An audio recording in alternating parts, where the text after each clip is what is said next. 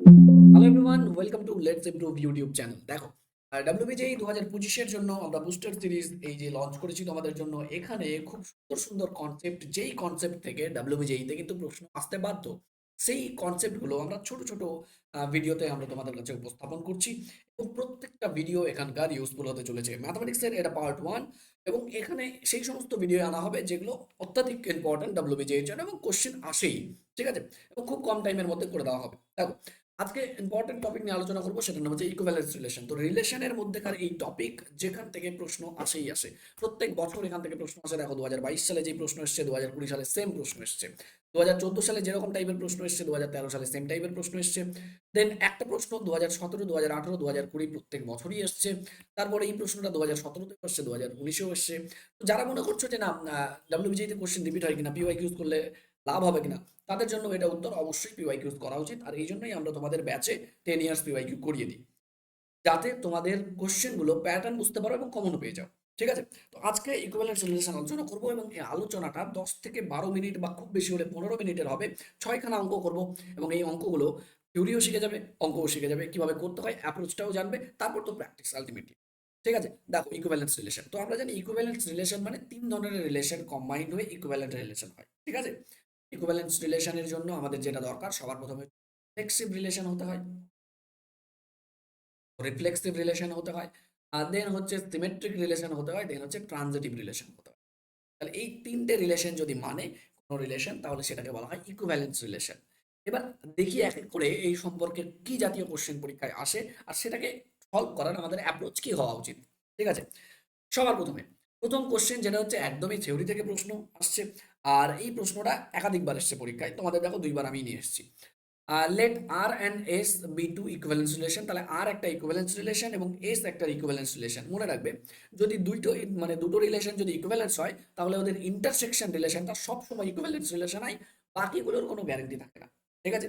তাহলে ইন্টারসেকশনটা সর্বদাই কি ইকুইভ্যালেন্স রিলেশন তৈরি করে। তাহলে ইন্টারসেকশন যদি তৈরি করে, অপশন দেখো, তাহলে কি বলছে, আর ইউনিয়ন এস ইকুইভ্যালেন্স রিলেশন? না, ইউনিয়নে কোনো গ্যারেন্টি নেই, হতে পারে নাও পারে, সেটা হতেও পারে নাও পারে, সেটা তো আমি বলছি না।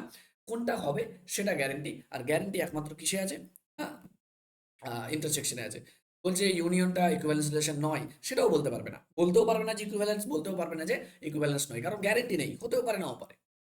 পরেরটা দেখো কি বলেছে, আচ্ছা, সি নম্বর অপশন দেখো, ইজ অ্যান ইকুইভ্যালেন্স রিলেশন। হ্যাঁ, একদম এটার গ্যারেন্টি আছে যে এটা ইকুইভ্যালেন্স রিলেশন হয়। বলছে কি এটা ইকুইভ্যালেন্স রিলেশন হবে না, তাহলে এটা ঠিক না। অপশন নাম্বার সি হচ্ছে কারেক্ট আনসার। ঠিক আছে? খুব সুন্দর একটা সিম্পল থিওরি যেখান থেকে প্রশ্ন আসছে। পরের বছর দেখো, 2020 সালের প্রশ্ন এটা, একই টাইপের কোশ্চেন। দেখো, rho one and rho two be two equivalence relation, দুটো equivalence relation defined on a non empty set S.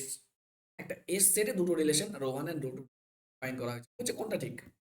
আমরা কি জানি, যে ইউনিয়নটা গ্যারেন্টি নেই, হতেও পারে নাও পারে, কিন্তু ইন্টারসেকশনটা অবভিয়াসলি হবে। বলছে বোথ, দুটো ইউনিয়ন এন্ড ইন্টারসেকশন দুটো ইকুইভ্যালেন্স রিলেশন। না, একদম ঠিক। পরেরটা বলছে ইন্টারসেকশনটা ইকুইভ্যালেন্স বাট ইউনিয়নটা নট সো, একদম ঠিক, পারফেক্ট। সি নাম্বারটা দেখো, বলছে ইউনিয়নটা ইকুইভ্যালেন্স হবে বাট ইন্টারসেকশনটা হবে না, একদম ভুল উত্তর। বলছে ইউনিয়ন এবং ইন্টারসেকশন কোনোটিই নয়, একদম ভুল উত্তর। অপশন নাম্বার বি হচ্ছে সঠিক উত্তর। দেখো কত সিম্পল একটা কনসেপ্ট, যেখান থেকে ডাব্লিউবিজেই প্রশ্ন আসছে। ঠিক আছে? নেক্সট, পরে 2014 এবং 13 সালে এই প্রশ্নগুলো আসতো, তবে বলা যায় না তোমাদেরও আসতে পারে, এটা একটা শর্ট ট্রিকের মধ্যে হয়ে যায়। কি বলেছে দেখি, for Annie two real number, দুটো নাম্বার, একটা হচ্ছে থিটা আর একটা হচ্ছে ফাই, দুটো অ্যাঙ্গেল বলতে পারো। আলটিমেটলি এই দুটো নাম্বারের মধ্যে এভাবে ডিফাইন করা আছে যে এই ডিফাইনটা, যেভাবে রিলেশনটা ডিফাইন করা আছে, সেটা হচ্ছে মোটামুটি একটা ত্রিকোণমিতির ফর্মুলার মতো দেখতে, যেটা আমরা ক্লাস 10-এ পড়েছি। Sec square theta minus tan square theta পড়েছি। তাহলে sec square theta minus tan square, সেখানে থিটা নেই, ফাই আছে, ইকুয়ালস টু 1। তাহলে এটা ত্রিকোণমিতির ফর্মুলার মতো দেখতে হলো, ব্যাস। যদি কোনো রিলেশন এইভাবে ডিফাইন করা থাকে যে ওটা দেখতে ত্রিকোণমিতির ফর্মুলার মতো মনে হচ্ছে, এই যে এইটা, তিনটা যে ত্রিকোণমিতিক আইডেন্টিটি জানি, sine square theta plus cos square theta equal to 1, sec square theta minus tan square theta equal to 1, cosec square theta minus cot square theta equal to 1। এই তিনটা রিলেশনের মধ্যে যেটা রিলেশনে দিবে না কেন, সবসময় ইকুইভ্যালেন্স রিলেশনের তৈরি। সিম্পল একটা শর্ট ট্রিক, এটা জানা থাকলে তোমার আর অঙ্ক করার দরকার নেই, কারণ এটা অঙ্ক করতে গেলে প্রায় এক কথা হবে। সেটা আমরা করতে যাবো না, ইকুইভ্যালেন্স রিলেশন সবসময় হয়। ঠিক আছে? তাহলে দেখো এখানে কোথায় আছে নট ট্রান্সিটিভ, না আমরা নট ট্রান্সিটিভে যাবো না। সিমেট্রিক অনলি, শুধুমাত্র সিমেট্রিক না। R is an equivalence relation, perfect answer option number C. R is not an equivalence relation, হবে না। বোঝা গেছে? 2014 সালে এই প্রশ্নটা এসেছিল। পরের বছর দেখো 2013 সালে প্রশ্ন এসেছিল। বলা যায় না তোমাদেরও দিতে পারে। আজকাল এগুলো প্রশ্ন আসছে না। বাট বলা যায় না তোমাদের 2025 সালে আসতেও পারে। ঠিক আছে? কিন্তু শর্ট ট্রিক তো জানতেই হবে। হ্যাঁ?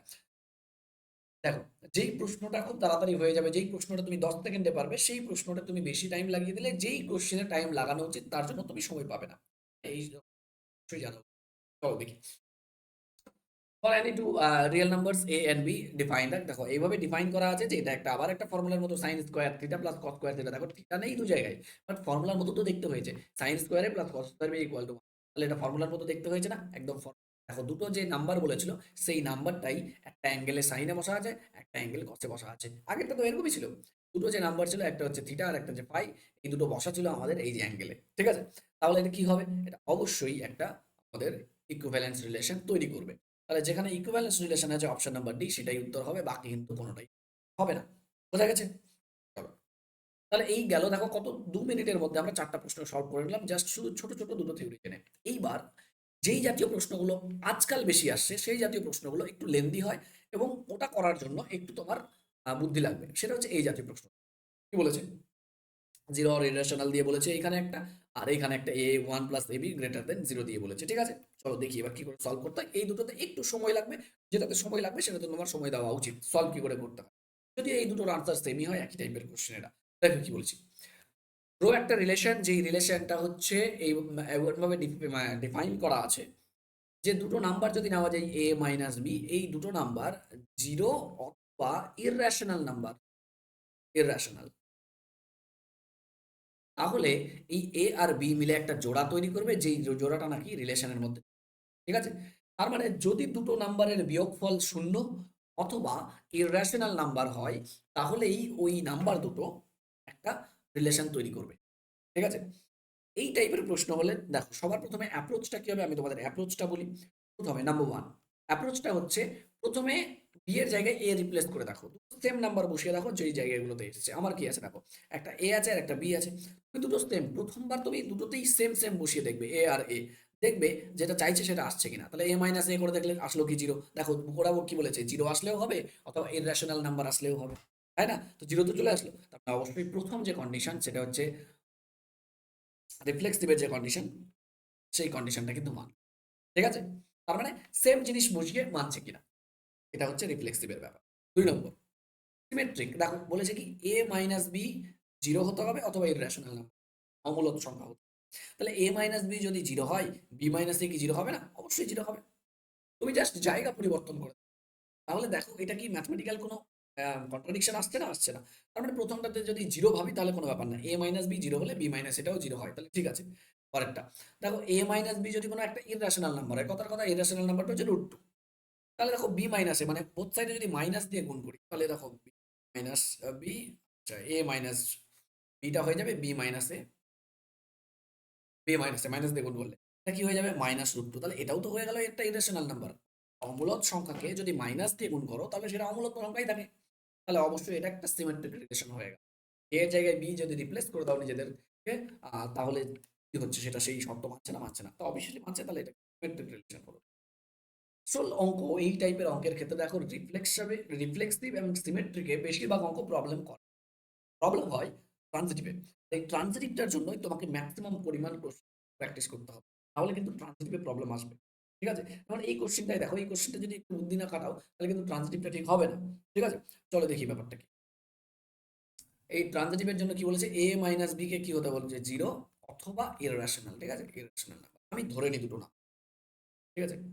ধরে নেব, ধরে নিচ্ছি এ একটা নাম্বার, যেটা হচ্ছে ধরো সিম্পল একটা নাম্বার ধরে নিই, যেটা হচ্ছে ধরো 1। বি একটা নাম্বার ধরে নিই ধরো √2, আর সি একটা নাম্বার ধরি, সেই নাম্বারটা দেখা গেল ধরে নাও 5। ঠিক আছে?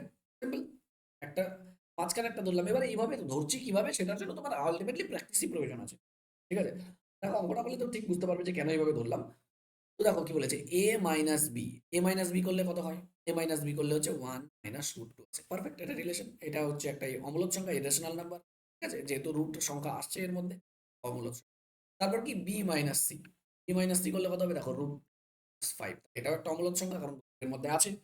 দুটোই অম্লক, দুটোই ইরেশনাল নাম্বার, মানে পারফেক্টলি এ এর সঙ্গে বি আর বি এর সঙ্গে সি মানছে।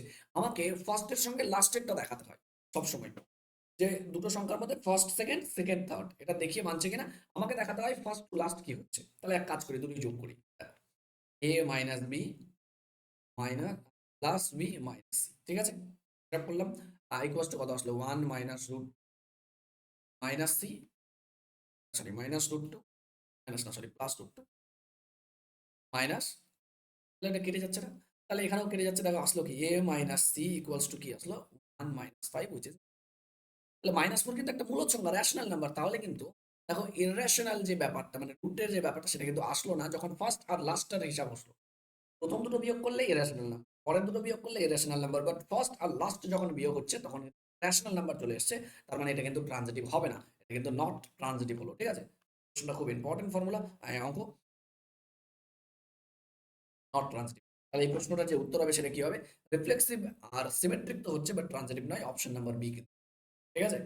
অবশ্যই তোমরা যখনই কোনো কোশ্চেন প্র্যাকটিস করবে তো ট্রানজিটিভ রিলেশনের উপর খুব বেশি গুরুত্ব দেবে। দেখবে কিভাবে দেখছি, লটস অফ কোশ্চেন প্র্যাকটিস করো, তারপর দেখবে নিজেই একটা থিঙ্কিং হ্যাবিট তৈরি করতে পারো, ঠিক আছে।